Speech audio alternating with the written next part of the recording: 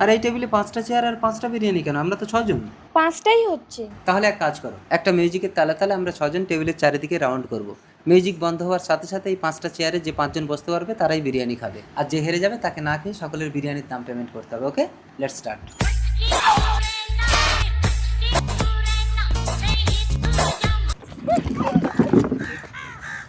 ওইদিকে চেয়ার ছিল তো, তুমি যাও। অর্ণব হেরে গেল। আচ্ছা ঠিক আছে ঠিক আছে, আর একটা চ্যালেঞ্জ দিচ্ছি, এটাতে যে হেরে যাবে সে খাবে না। ওকে, চলো সবাই উঠে দাঁড়াও, যে যার সামনে চেয়ার সোজা করে রাখো।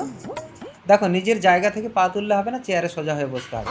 পারবে? চেয়ার তো সামনে, পা না তুলে যাবো কি করে? পারবে হ্যাঁ কি না? না। ঠিক আছে, তাহলে তোমার চেয়ার অর্ণবকে ছেড়ে দাও, যাও যাও। মাই মিসেস, পা না তুলে পারবো না। পারবে না? তাহলে তোমার চেয়ার সুমনাকে ছেড়ে দাও, সরো। Sayan, very good. কি হলো সুমনা, বসো। বৌদিকে ছাড়া খাবে না? না। ঠিক আছে, একটা বিরিয়ানি আছে, তোমরা দুজন ভাগ করে খাও।